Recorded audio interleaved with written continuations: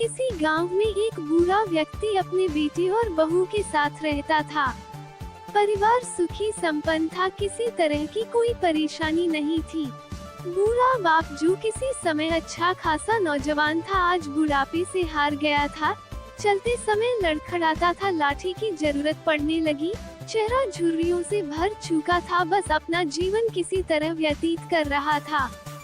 घर में एक चीज अच्छी थी कि शाम को खाना खाते समय पूरा परिवार एक साथ टेबल पर बैठकर खाना खाता था।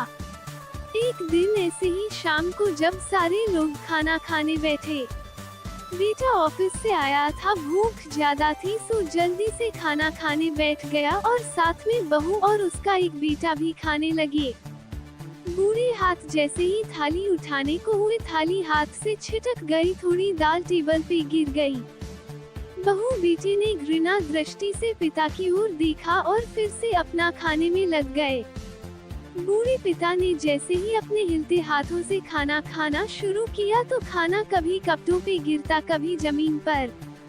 बहू चिढ़ते हुए कहा, हे राम, कितनी गंदी तरह से खाते हैं, मन करता है इनकी थाली किसी अलग कोने में लगवा देते हैं।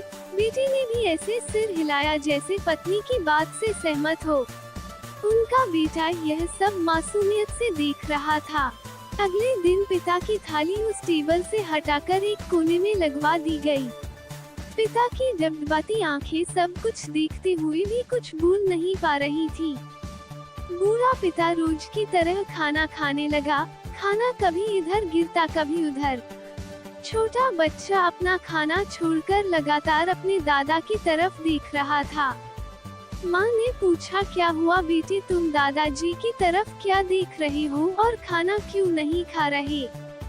बच्चा बड़ी मासूमियत से बोला, माँ, मैं सीख रहा हूँ कि वृद्धों के साथ कैसा व्यवहार करना चाहिए। जब मैं बड़ा हो जाऊंगा और आप लोग बूढ़े हो जाओगे तो मैं भी आपको इसी तरह कोने में खाना खिलाया करूँगा। बच्चे के मुंह से ऐसा सुनते ही बेटे और बहू दोनों कांप उठे। शायद बच्चे की बात उनके मन में बैठ गई थी, क्योंकि बच्चा ने मासूमियत के साथ एक बहुत बड़ा सबक दोनों लोगों को दिया था। बेटे ने जल्दी से आगे बढ़कर पिता को उठाया और वापस टेबल पे खाने के लिए बिठाया और बहू भी भागकर पानी का गिलास लेकर आई कि पिताजी को कोई तकलीफ ना हो। इस कहानी से शिक्षा मिलती है कि माँ बाप इस दुनिया की सबसे बड़ी पूंजी है। आप समाज में कितनी भी इज्जत कमा ली या कितना भी धन इकट्ठा कर ली, लेकिन माँ बाप से बड़ा धन इस दुनिया में कोई नहीं है। ऐसे ही अच्छी कहानी के लिए हमारे चैनल से जुड़ी रही उम्मी मोटो स्टोरी को सब्सक्राइब करना ना भूलें। धन्यवाद।